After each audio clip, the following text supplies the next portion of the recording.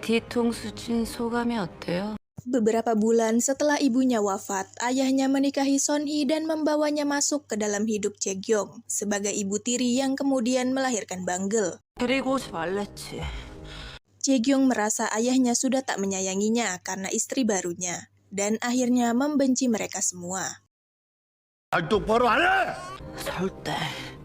Melihat Sonhee menolaknya menjadi pimpinan, menambah kebencian dalam dirinya. Sonhee tahu meski didukung, Jaekyung akan mengirim Sonhee dan Banggel ke Amerika. Jaekyung tak terima dan menuduh Sonhee ingin merebut kekayaan ayahnya. 말을 해요. Setelah lama bersabar dan berusaha menjadi ibu yang baik, kini Sonhee berubah. Ia menampar Jaekyung yang keterlaluan. Sonhee merasa selama ini ia terlalu memanjakan Jaekyung dan Jaesong melebihi Banggel. Dan kini Sonhee berjanji sampai Yongho sadar ia akan mendidik keluarganya sebagai seorang ibu. 엄마 소리 좀 하지 마. Mendengar itu membuat Jaekyung marah. Sonhee pun berkata apa Jaekyung juga akan membunuhnya seperti yang ia lakukan pada ayahnya. Namun tiba-tiba Banggel datang dan membawa Sonhee pergi. Sonhee bilang pada Banggel ia akan membantunya berjuang semampunya. 잘해봐 우리 딸.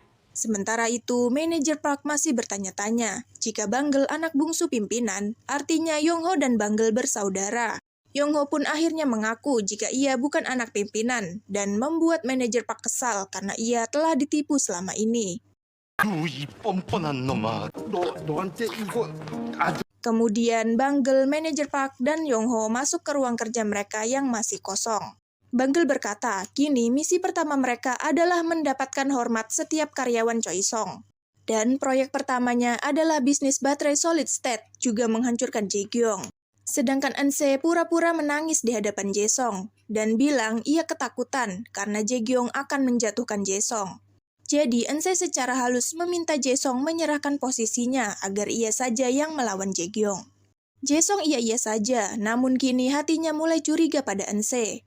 Jaesong pun kembali teringat jika Yongho dulu melarangnya menikahi Eunse karena Eunse anak pimpinan Na yang licik. 저희 믿지 마. 아버지가 틀렸어요. Sementara itu, Jaekyung langsung ke rumah sakit untuk menemui Sokdu karena curiga Sokdu membocorkan rencananya pada Sonhee. Namun, Sokdu menyangkalnya dengan pura-pura tak tahu dan bilang ia akan selalu membantu Jaekyung sambil menyuntikkan obat pada ayah, dan Jaekyung pun tersenyum. Padahal sebenarnya Sokdu ingin mengembalikan semuanya seperti semula. 내 자리를 찾을 거야. Saat di kantor, Jaekyung meminta sekretarisnya mulai melumpuhkan tim Banggel agar Yongho bisa kembali jadi bawahannya. Diam-diam Banggel, Yongho, dan manajer Park menguping pembicaraan tim material tentang mereka yang semuanya berisi ejekan. Apalagi kini foto-foto Banggel pesta di Amerika disebar Jaekyung. Jadi mereka semua tambah dikucilkan. 완전 왕따네 우리. Tapi Banggel tak patah semangat. Ia tetap santai karena selama ini ia sudah banyak dibully, terlebih saat di Amerika. Anak-anak di sana merundungnya. Banggel bilang karena tak ditanggapi mereka berhenti. Mendengar itu, Yongho tak terima, karena sebenarnya Yongho lah yang menghentikan anak-anak itu merundung Banggel, dibantu Sang Jae tanpa sepengetahuan Banggel. Ia selalu menjaga Banggel agar tetap aman. 천하의 강용 딸이. Tiba-tiba, Eunse datang bersama Direktur Kwon dan anggota lain menyapa mereka dengan nada merendahkan. Namun, langsung dibalas Yongho yang akhirnya membuat Eunse terdiam dan malu. Setelah itu, Presidir Kim mengabari Yongho tentang kolusi harga litium, yang membuat Jaekyung pusing karena jika pasokan dihentikan, maka pabrik GF yang telah diakuisisi jadi Choi Song Solution tak bisa beroperasi dan terancam merugi. Padahal produk baterai solid state harusnya sudah mulai dipasarkan. Jadi alternatifnya, Jaekyung ingin mencari pemasok baru, dan bawahannya mulai membahas tambang Yulivia. 다만 몰랐던 그뿐이야. Sang Jae mulai takut Jaekyung akan komplain tentang akuisisi GF. Tapi Yongho berkata itu salah Jaekyung sendiri karena tak teliti. Saat Banggel datang, Yongho bilang Jaekyung akan mulai menghubungi Yulivia. Dan kini Taeha juga mencari mereka. Sekretaris Jaekyung memberi informasi jika tambang di Yulivia berafiliasi dengan Smile Investment yang kini tengah mencari perusahaan untuk menandatangani MOU. Jaekyung pun meminta sekretarisnya mengirim orang untuk mengorek info Smile Investment. 속 좀 쓰리겠구만. Ketika Ense menemui pimpinan Na merasa kesal karena proyeknya selalu gagal, terutama karena Jae-song yang tak bisa diandalkan. Saat Jae-song menelpon Ense karena ingin bertemu pimpinan Na, Ense bilang pimpinan Na sibuk dan tak bisa ditemui. Namun saat Ense keluar Taeha, ternyata Jae-song mengikutinya dan mulai merasa Ense menghindarinya. 일부러 나 피하는 거 아니지? Saat makan malam di rumah, Son-hee menyajikan menu yang tak sesuai keinginan keluarganya. Karena Son-hee ingin mendisiplinkan semua orang. Bagi yang tak suka, Son-hee mempersilahkan mereka pergi. Jae-gyong merasa tak terima, namun Sok-du langsung berdiri dan mengajak keluarganya pergi. Sebelumnya, Sok-du telah membuat perjanjian dengan Son-hee saat dokter koma yang dibawa Bangle datang. Sok-du harus membantu agar Yong-ho bisa sadar. Maka Son-hee akan menjaga Jae-gyong. 가자 여보. Melihat keluarga Jae-gyong pergi, Ense pun mengajak Jae-song pergi juga. Melihat ponsel Ense tertinggal, Jae-song diam-diam membawanya, berharap bisa melihat percakapan Ense dengan ayahnya. Namun Jae-song tak bisa membuka kuncinya. Saat Ense datang, Jae-song pun menyerahkan ponsel itu, sambil bilang apapun yang ayahmu katakan jangan goyah, tetaplah di sisiku. 그럼.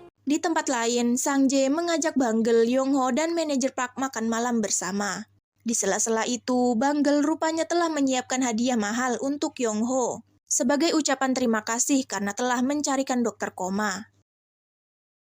Setelah itu, perawat menelpon jika nenek kabur setelah tahu Junhyun cedera dan berhenti main bola. Mereka pun buru-buru datang ke rumah Junhyun karena mereka pikir nenek di sana. Dan benar saja nenek ada di rumah, tengah menyiapkan hidangan karena nenek merasa sedih karir bola Junhyun hancur. Melihat itu, Junhyun pun merasa bersalah. Nenek pun menyuapi Yong-ho, sedangkan Bangle sedih melihat Yong-ho pura-pura kuat. Keesokannya, Jae-gyong berlatih tinju penuh amarah. Setelah itu, sekretarisnya datang membawa info Smile Investment yang merujuk pada Yong-ho. Jae-gyong langsung menghubungi Yong-ho, dan Yong-ho pun memintanya menemuinya. Saat datang, Jae-gyong pun dibuat terkejut karena CEO Smile Investment adalah Bangle. Lalu, Yong-ho pun menawarkan bagaimana jika Jae-gyong membeli tambang litium Yulivia dari mereka dengan harga mahal. Jae-gyong kesal karena merasa ditipu, namun Bangle mengancam akan mengungkap dana gelap Jae-gyong. Melihat Yong-ho kini berpihak pada Bangle, membuat Jae-gyong bertanya-tanya. Jae-gyong ingin Yong-ho kembali berpihak padanya. Namun Yong-ho langsung menolak karena kini ia sudah tahu jika yang menabraknya adalah Jae-gyong dan Jae-song dan akan membuat mereka menerima ganjaran. Dan saat tiba di kantor, para direksi mulai mengucilkan Jae-gyong. Ketika rapat diadakan, Jae-gyong terpojok karena proyek baterainya terancam rugi. Sang Jae pun memanggil Bangle karena telah berhasil kontrak dengan Yulivia.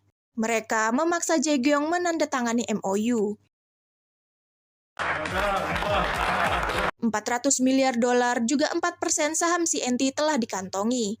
Dan kini Jae-gyong pun tamat. Bangle, Yong-ho, dan manajer Park pun merayakannya dengan makan-makan.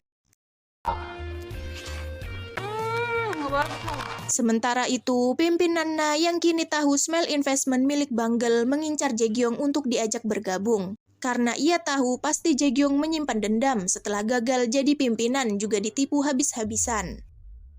내가 어떻게 여기까지 왔는데 이제 다 왔어? Pimpinan Na pun mengajak Jae-gyong bertemu dan menawarkan kesepakatan.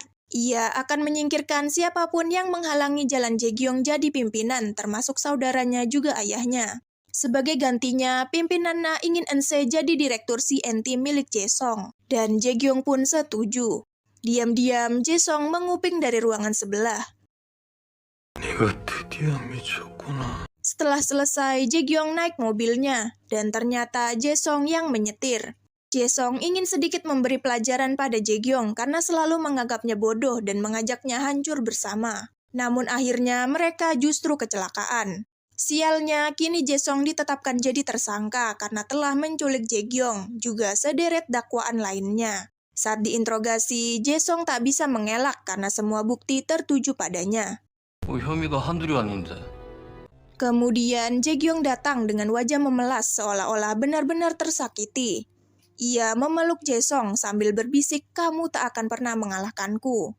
Karena sebelumnya, rupanya pertemuan dengan pimpinan Na sengaja dibocorkan pada Jae-song, agar membuat Jae-song marah, dengan tujuan menyingkirkan Jae-song. Sadar dirinya telah dijebak, emosi Jae-song pun meledak-ledak. Ketika Yong-ho berdiri di hadapannya, Jae-song pun terbayang wajah ayahnya, dan meminta maaf karena kalah dari adiknya. Melihat itu membuat Yong-ho sedih, putra-putrinya saling menghancurkan. Namun tiba-tiba kepalanya nyeri hebat, yang berarti terjadi sesuatu dengan jasadnya yang terbaring. Nah, itu tadi episode 7 Reborn Rookie. Makasih buat yang udah nonton dan sampai jumpa.